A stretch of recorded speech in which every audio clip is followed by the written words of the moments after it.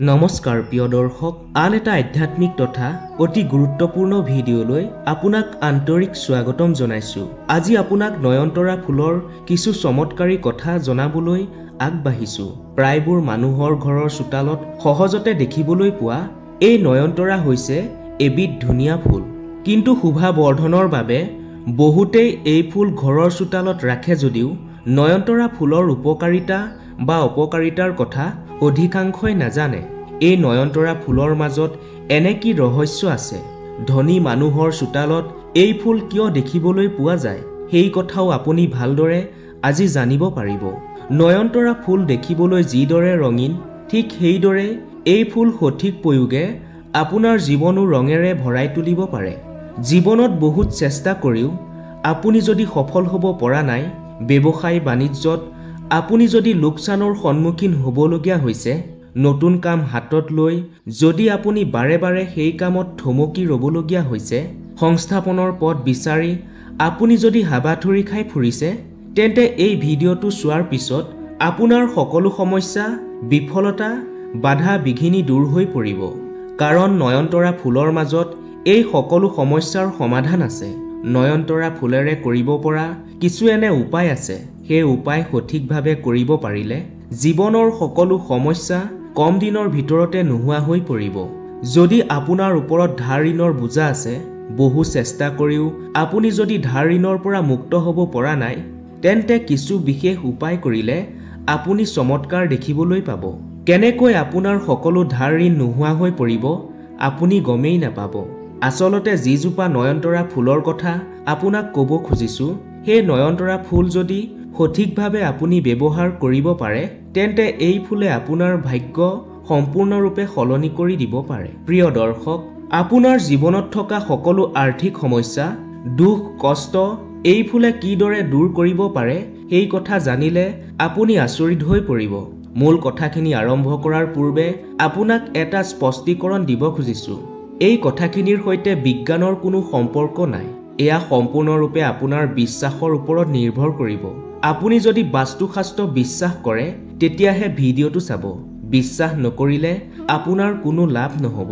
যদি আপুনি বাস্তুশাস্ত্ৰ বিশ্বাস কৰি ভিডিঅ'টো চাবলৈ আৰম্ভ কৰিছে, তেন্তে কমেণ্টত জয় মা লক্ষ্মী, হৰ হৰ মহাদেৱ বুলি লিখি ভিডিঅ'টো শেষ পৰ্যন্ত চাই যাওক। আহক এইবাৰ মূল কথাখিনি আৰম্ভ কৰোঁ। আপুনি নিশ্চয় জানে যে এই সৃষ্টিত থকা নানান প্ৰকাৰৰ বৃক্ষৰ কিছু নিজা নিজা গুণ বা বৈশিষ্ট্য আছে। এই সংসাৰত থকা কিছু বৃক্ষক আমি দেৱ দেৱীৰ দৰে পূজা কৰোঁ। তাৰ ভিতৰত তুলসী গছ, আহঁত গছ, বট গছ অন্যতম। যিদৰে আহঁত গছত ভগৱান বিষ্ণুৰ লগতে সমস্ত দেৱ দেৱীয়ে বাস কৰে বুলি আমি বিশ্বাস কৰোঁ, ঠিক সেইদৰে তুলসী গছত দেৱী লক্ষ্মীয়ে বাস কৰে বুলি আমি বিশ্বাস কৰোঁ। এইদৰে আমাৰ প্ৰকৃতিত থকা বহু বৃক্ষ আমাৰ বাবে সদায় পূজনীয়। আজি আপোনাক তাৰ মাজৰে নয়নতৰা ফুলৰ চমৎকাৰী বিষয়ে ক'ব খুজিছো। নয়নতৰা হৈছে এনে এবিধ ফুল যি নিতৌ ফুলে। সেইবাবে এই ফুলক সদাবাহাৰ ফুল বুলি কোৱা হয়। এই নয়নতৰা ফুলে মানুহৰ ভাগ্য কিদৰে সলাই পেলাব পাৰে সেই কথা মন দি শুনি যাওক। নয়নতৰা ফুলৰ দুটা প্ৰজাতি আছে, এবিধ বগা আৰু আনবিধ গুলপীয়া। বগা নয়নতৰা ফুল মা লক্ষ্মীৰ আটাইতকৈ প্ৰিয় বুলি কোৱা হৈছে। এই ফুল অৰ্পণ কৰিলে মা লক্ষ্মী খুব সোনকালে প্ৰসন্ন হয়। একেদৰে গুলপীয়া নয়নতৰা ফুলো মা লক্ষ্মীৰ প্ৰিয়। মা লক্ষ্মীৰ প্ৰিয় ৰঙৰ ভিতৰত গুলপীয়া ৰংটো অন্যতম। সেয়েহে এই নয়নতৰা ফুল ঘৰত ৰোপণ কৰিলে ঘৰখনত থকা আৰ্থিক সংকট দূৰ হয় বুলি জনবিশ্বাস আছে। কেৱল মা লক্ষ্মীৰেই নহয়, বগা নয়নতৰা ফুল ভগৱান শিৱৰো অতিকৈ প্ৰিয়। বগা নয়নতৰা ফুল আপুনি যদি মহাদেৱৰ চৰণত অৰ্পণ কৰে, তেন্তে আপুনি আপোনাৰ জীৱনৰ সকলো সমস্যাৰ পৰা পৰিত্ৰাণ পাব পাৰিব। জীৱনত থকা সকলো জটিলতা দূৰ হ'ব। ৰাহু কেতুকে ধৰি অন্যান্য অপশক্তিৰ প্ৰভাৱ আঁতৰি যাব। কিন্তু মা লক্ষ্মী বা মহাদেৱৰ চৰণত এই ফুল কিদৰে অৰ্পণ কৰিব লাগে সেই কথা বহুতেই নাজানে। আপুনি যেতিয়া মহাদেৱ বা মা লক্ষ্মীক বগা নয়নতৰা ফুল অৰ্পণ কৰিব, তেতিয়া আপোনাৰ মনৰ কথাবোৰ প্ৰকাশ কৰিব। মহাদেৱৰ চৰণত বগা নয়নতৰা ফুল অৰ্পণ কৰিলে শনিদেৱৰ কৃপাও লাভ কৰিব পাৰি। প্ৰথমে বগা নয়নতৰা ফুলেৰে কৰিব পৰা নিয়ম বা উপায়সমূহৰ কথা জানি লওঁ আহক। প্ৰথম উপায়টো হৈছে শুকুৰবাৰৰ দিনা আপুনি বগা নয়নতৰা ফুল ছিঙি আনিব। মনত ৰাখিব, সূৰ্যাস্তৰ আগতেই এই ফুল ছিঙিব লাগিব। 21 পাহ নাইবা 27 পাহ ফুলহে ছিঙি আনিব। তাতকৈ বেছি বা কমকৈ নিছিঙিব, কাৰণ 21টা ফুলৰ উপায় বেলেগ আৰু 27টা ফুলৰ উপায় বেলেগ হ'ব। যদি আপুনি 27 পাহ বগা নয়নতৰা ফুল ছিঙি আনে, তেন্তে সেই ফুলখিনি ভালদৰে ধুই আপুনি ঘৰৰ মন্দিৰ বা প্ৰাৰ্থনা গৃহৰ ওচৰলৈ নি এগছি চাকি জ্বলাব। তাৰ পিছত এখন ৰঙা ৰঙৰ কাপোৰ মন্দিৰ বা প্ৰাৰ্থনা গৃহত থ'ব আৰু সেই 27 পাহ ফুলৰ পৰা এডাল মালা গাঁঠিব। মালাডাল গাঁঠি আপুনি মা লক্ষ্মীক অৰ্পণ কৰি পিন্ধাই দিব। মালাডাল পিন্ধোৱাৰ পূৰ্বে আপুনি মা লক্ষ্মীৰ যিকোনো এটা মন্ত্ৰ 27 বাৰ জপ কৰিব লাগিব। যদি কোনো মন্ত্ৰ মনত নাথাকে, তেন্তে মা লক্ষ্মীয়ে নমঃ বুলি 27 বাৰ জপ কৰিলেই হ'ব। এইদৰে 27 বাৰ জপ কৰাৰ পিছতহে মা লক্ষ্মীক মালাডাল পিন্ধাই দিব। তাৰ পিছত মা লক্ষ্মীক হালধি আৰু কুমকুমৰ ফুট দিব আৰু তাৰ পিছত লক্ষ্মী পাঁচালি পাঠ কৰিব লাগিব। লক্ষ্মী পাঁচালি পাঠ কৰাৰ পিছত মা লক্ষ্মীক আৰতি কৰিব। এটা কথা মনত ৰাখিব, যেতিয়া লক্ষ্মী পাঁচালি পাঠ কৰিব, তাৰ পিছত আপুনি যিখন ৰঙা বস্ত্ৰ মাৰ চৰণত থৈছিল সেইখনত হালধি সানিব আৰু সেই ৰঙা কাপোৰত চাউল বান্ধিব লাগিব। যদি 27 পাহ ফুলৰ মালা দিছে, তেন্তে 27টা চাউল বান্ধিব আৰু যদি 21 পাহ ফুলৰ মালা দিছে, তেন্তে 21টা চাউলহে বান্ধিব। লগতে সেই চাউলবোৰ যাতে ভঙা নহয় সেইটোও ধ্যান ৰাখিব। চাউলবোৰ গোট গোট হ'ব লাগিব। যেতিয়া ৰঙা বস্ত্ৰখনত চাউল বান্ধিব, তেতিয়া আপুনি মা লক্ষ্মীয়ে নমঃ বুলি জপ কৰিবলৈ নাপাহৰিব। লগতে যিডাল মালা মা লক্ষ্মীক দিছিল সেই মালাডাল আনি সেই কাপোৰখনৰ ওপৰত ৰাখিব। এইখিনি বস্তু ভালদৰে সজাই লৈ তাৰ ওপৰত অলপ সেন্দুৰ ছটিয়াব। সেন্দুৰৰ টেমা বা পেকেটটো নতুন হ'ব লাগিব। এইখিনি কৰাৰ পিছত সেই ৰঙা কাপোৰখনেৰে এটা টোপোলা সাজিব। এই টোপোলাটো সাজি লৈ সেইদিনাই অৰ্থাৎ শুকুৰবাৰৰ দিনাই ৰাতি আপুনি আপোনাৰ ঘৰত ধন থোৱা বাকচত থৈ দিব। এই কামটো আপুনি নিশা 8 বজাৰ ভিতৰত কৰিবলৈ যত্ন কৰিব। যিখিনি উপায়ৰ কথা ক'লো, এই উপায় আপুনি একেদৰে 4টা শুকুৰবাৰে কৰিব লাগিব। আনহাতে 21 পাহ ফুলৰ মালা গাঁঠিলে 5টা শুকুৰবাৰে এই নিয়ম কৰিব লাগিব। 4টা বা 5টা শুকুৰবাৰে যেতিয়া এই নিয়ম কৰিব, তেতিয়া প্ৰতিটো শুকুৰবাৰে নতুন নতুন টোপোলা বনাব লাগিব, নতুন মালা গাঁঠিব লাগিব, নতুনকৈ ৰঙা বস্ত্ৰ ল'ব লাগিব আৰু চাউলো নতুনকৈ বান্ধিব লাগিব। লগতে সেন্দুৰো নতুন হ'ব লাগিব। 4টা বা 5টা শুকুৰবাৰে এইখিনি কৰাৰ পিছত শেষৰটো শুকুৰবাৰে ঘৰৰ কোনো এডোখৰত ভাল অৰ্থাৎ পবিত্ৰ ঠাইত টোপোলা কেইটাৰ ভিতৰত থকা মালা আৰু চাউলখিনি পুতি থ'ব, কিন্তু ৰঙা বস্ত্ৰখন নুপুতিব। সেইখন আনি মাৰ চৰণত অৰ্পণ কৰিব।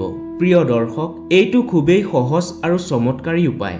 আপুনি যদি সঠিকভাৱে এই উপায়টো কৰে, তেন্তে আপোনাৰ জীৱনৰ সকলো বিপদ বিঘিনি, সমস্যা, জটিলতা কম দিনতে নোহোৱা হৈ পৰিব। আপুনি মনে বিচৰাৰ দৰে ফল লাভ কৰিব পাৰিব।